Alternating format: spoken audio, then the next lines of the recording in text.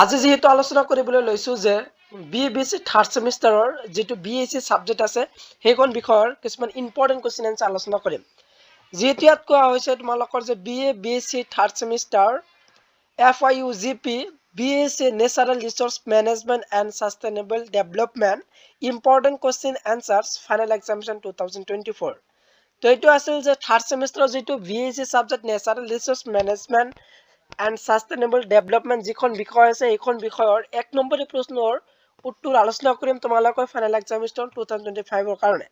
যেহেতু তোমালোকৰ এইখন বিষয়ৰ 9 তাৰিখত এক্সাম আছে 9 ডিসেম্বৰত তো 9 ডিসেম্বৰৰ কাৰণে 1 নম্বৰৰ প্ৰশ্ন কোনখিনি তোমালোকৰ ইম্পৰ্টেন্ট সেইখিনি চোৱা।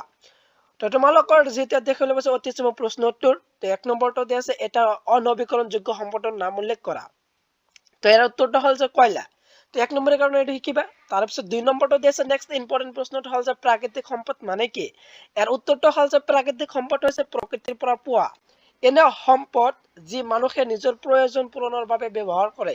তো এইটো আছিল প্ৰাকৃতিক সম্পদ। তো 1 নম্বৰেৰ প্ৰশ্নেৰ কাৰণে এইটো ইম্পৰ্টেন্ট হয়।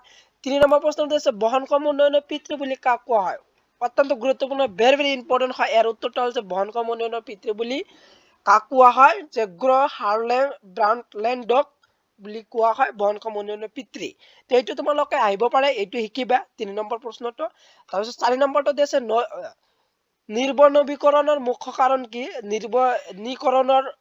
নিৰ্বনীকৰণৰ মুখ্য কাৰণ কি উত্তৰটো হ'ব যে তোমালোকৰ নিৰ্বনীকৰণৰ মুখ্য কাৰণ হৈছে জনসংখ্যা বৃদ্ধি নগৰীকৰণ কৃষিৰ বাবে ভূমিৰ প্ৰয়োজন আৰু উদ্যোগীকৰণ এইকেইটাই আছিল নিৰ্বনীকৰণৰ মুখ্য কাৰণ।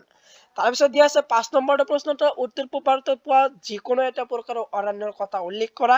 তো এইটো আহিব পাৰে 1 নম্বৰ প্ৰশ্নৰ কাৰণ যেহেতু আজি যিবিলাক প্ৰশ্ন তোমালোকৰ আগত আলোচনা কৰি আছো তো গোটেইবিলাক প্ৰশ্ন তোমালোকে যেটো BSc সাবজেক্ট আছে থাৰ্ড সেমিষ্টাৰৰ যে সেইখন বিষয়ৰ মোস্ট ইম্পৰ্টেন্ট প্ৰশ্ন। তেৰ উত্তৰটো হ'ব যে উত্তৰ পূব ভাৰতত পোৱা এবিধ অৰণ্য হৈছে ক্ৰান্তীয় চিৰসেউজীয়া অৰণ্য। তো উত্তৰ পূব ভাৰতত পোৱা যিকোনো এটা প্ৰকাৰৰ অৰণ্য কথা উল্লেখ কৰিবলৈ কৈছে সেইটো হল যে চিৰসেউজীয়া অৰণ্য। তাৰ পিছত দিয়া আছে তোমালোকৰ 6 নম্বৰ প্ৰশ্ন। 6 নম্বৰ প্ৰশ্নটো কেনেদৰে দিয়া আছে যে বনাঞ্চলৰ অৰ্থ কি। আৰু উত্তৰটো হ'ব বনাঞ্চলৰ অৰ্থ হৈছে গছ-গছনিৰ পৰা এক বৃহৎ এলেকাক বনাঞ্চলৰ বুলি কোৱা হয়। তাৰপিছত 7 নম্বৰ প্ৰশ্নটো দিয়া আছে যে জল জীৱন মিছন নগৰ কেতিয়া ঘোষণা কৰা হৈছিল। তাৰ উত্তৰটো হ'ল জল জীৱন মিছন নগৰ 2021 বা 2021 চনৰ 1 ফেব্ৰুৱাৰীত ঘোষণা কৰা হৈছিল জল জীৱন মিছন। তো এইবিলাক প্ৰশ্ন তোমালোকৰ 1 নম্বৰৰ প্ৰশ্ন তোমালোকৰ আহিব পাৰে ভেৰি ইম্পৰ্টেন্ট হয় তোমালোকৰ ফাইনাল এক্সামিনেশ্যন 2025 ৰ যেটো থাৰ্ড সেমিষ্টাৰ BSc সাবজেক্ট আছে ন্যাচাৰাল resource management and sustainable development যিখন বিষয় আছে সেইখন বিষয়ৰ। তাৰ পিছত দিয়া আছে তোমালোকৰ 8 নম্বৰ প্ৰশ্ন। 8 নম্বৰ প্ৰশ্নটো হ'ল যে অৰণ্য বুলিলে কি বুজা। তো অৰণ্য কাক বোলে এইটো আহিব পাৰে তাৰ উত্তৰটো তোমালোকে সম্পূৰ্ণভাৱে চাই লবা। তো ইয়াত যেটো দিয়া আছে অৰণ্য হৈছে গছ-গছনি জোপোৱা আৰু অন্যান্য উদ্ভিদৰ দ্বাৰা আৱৰা এক বৃহৎ এলেকা ই জীৱ-জন্তুৰ বাসস্থান হিচাপে কাম কৰে আৰু পৰিৱেশৰ ভাৰসাম্য বজাই ৰখাত সহায় কৰে। এইখন আছিল অৰণ্য। তাৰ পিছত দিয়া আছে তোমালোকৰ যে 9 নম্বৰ যে এটা নৱীকৰণযোগ্য সম্পদৰ নাম উল্লেখ কৰা সম্পদ উল্লেখ কৰা সৌৰশক্তি দিয়া আছে এটা নৱীকৰণযোগ্য সম্পদৰ উদাহৰণ হৈছে সৌৰশক্তি বা পানী। তো এই দুটা আছিল যে বহুকেইটা আছে তো ইয়াত যেটো দুটা দিয়া আছে সৌৰশক্তি বা পানী তো শিকিবা। তাৰপিছত 10 নম্বৰটো আছে ভাৰতত পানী ব্যৱস্থাপনাৰ যাওয়া ব্যৱস্থা আমি কত পাওঁ। তো এৰ উত্তৰটা আছে ভাৰতত পানী ব্যৱস্থাপনাৰ ব্যৱস্থাটো নাগালেণ্ড ৰাজ্যত পোৱা যায়। কত পোৱা যায় নাগালেণ্ড ৰাজ্যত পোৱা যায় ভাৰতত পানী ব্যৱস্থাপনাৰ ব্যৱস্থা। তাৰপিছত দিয়া আছে তোমালোকৰ 11 নম্বৰ প্ৰশ্ন। 11 নম্বৰ প্ৰশ্নতে কি কোৱা হৈছে যে সালোক সংশ্লেষণৰ সময়ত কি গেছ উৎপন্ন হয়। আৰু উত্তৰটো হ'ব সালোক সংশ্লেষণৰ সময়ত অক্সিজেন গেছ উৎপন্ন হয়। ভেৰি ইম্পৰ্টেন্ট হয় যে সালোক সংশ্লেষণৰ সময়ত কি উৎপন্ন হয় অক্সিজেন উৎপন্ন হয়। তাৰপিছত তোমালোকৰ 12 নম্বৰত আছে পৰম্পৰাগতভাৱে ডং জলসঞ্চন ব্যৱস্থাটো কত ব্যৱহাৰ কৰা হয়। ইয়াৰ উত্তৰটো হৈছে যে ভাৰতৰ ঝাৰখণ্ড ৰাজ্যত ব্যৱহাৰ কৰা হয়।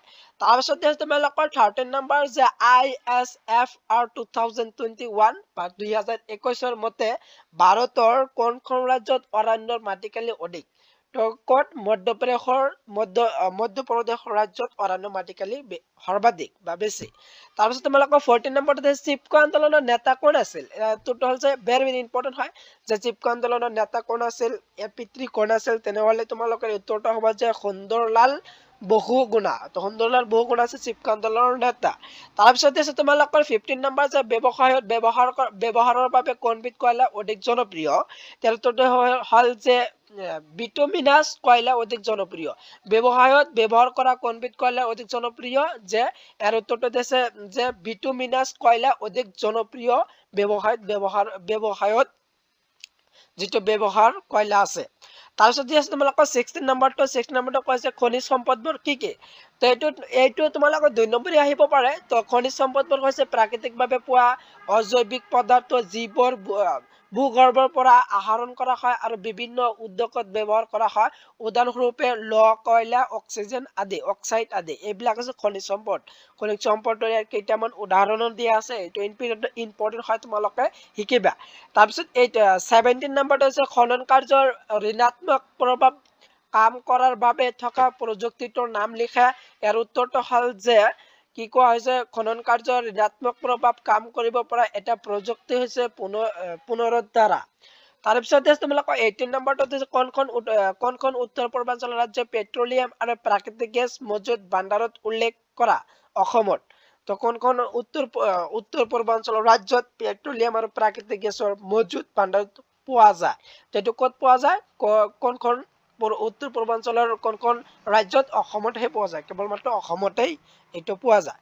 তাৰপিছত তোমালোকৰ 19 নম্বৰটো এটা হ'ল মুক্ত গৰ্ত খনন বুলিলে কি বুজা? মুক্ত গৰ্ত খনন অপেন পইণ্ট মিনিং হৈছে এক প্ৰকাৰৰ খনন পদ্ধতি য'ত ভূগৰ্ভৰ পৰা খনিজ পদাৰ্থ আহৰণ কৰিবলৈ পৃষ্ঠৰ পৰা এটা বৃহৎ গৰ্ত বা খাদ সৃষ্টি কৰা হয়। 20 নম্বৰটো হৈছে সম্পদ মানে কি? সম্পদ হৈছে এনে কোনো বস্তু বা পদাৰ্থ যি মানুহৰ প্ৰয়োজন পূৰণ কৰিব পাৰে, তাকে সম্পদ বুলি কোৱা হয়। 21টো এটা নৱীকৰণযোগ্য সম্পদৰ উদাহৰণ দিয়ে। সূৰ্য, পোহৰ, সৌৰশক্তি বা বায়ুশক্তি এইবিলাক আছিল নৱীকৰণযোগ্য সম্পদৰ উদাহৰণ। 22 দি আছে খনিজ শোষণ কি? খনিজ শোষণ হৈছে ভূগৰ্ভৰ পৰা খনিজ সম্পদ আহৰণ কৰা প্ৰক্ৰিয়াকে খনিজ খনন বুলি কোৱা হয়। তাৰপিছত দিয়া আছে তোমালোকৰ 23 বা আজিৰ ভিডিঅ' যিটো শেষৰ প্ৰশ্ন, এইটো হৈছে গোলকীয় উষ্ণতা বৃদ্ধিৰ বাবে কোনটো সেউজ গেছ মৃত্যুত দায়ী? তাৰ উত্তৰটো হৈছে গোলকীয় উষ্ণতা বৃদ্ধিৰ বাবে মৃত্যুত দায়ী সেউজ গেছটোৱে হৈছে কাৰ্বন ডাই অক্সাইড। তো কাৰ্বন ডাই অক্সাইড আছিল গোলকীয় উষ্ণতা বৃদ্ধিৰ বাবে দায়ী। তো তোমালোকে যিবিলাক মই আজি প্ৰশ্নখিনি দিলো গোটেইবিলাক তোমালোকৰ 1 নম্বৰৰ কাৰণে ভেৰি ভেৰি ইম্পৰ্টেণ্ট হয়। নেক্সট ভিডিঅ' তোমালোকে আলোচনা কৰিম এইখন বিষয়ৰ 2 নম্বৰ প্ৰশ্ন উত্তৰ। আজিৰ ভিডিঅ' ইমানেই আছিল।